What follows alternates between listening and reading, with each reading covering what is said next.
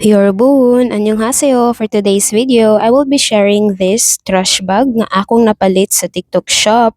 And this came from the Cool White trash bag, guys. Unyang akong gi-order kay Large, kamo ikinahanglanon na mo diri sa balay. Pwede nimo siya mapalit individual, pwede pod per bundle. Unya sa per bundle, guys, na ay sulod ka na pulo 10 ka trash bag. So, mas makasave ka, guys, kung per bundle imong paliton kay naa pa ba siya shipping fee, no? Anya ang ganahan ako ani, guys, ang quality sa trash bag kay baga, dili siya nipis as you can see in the video.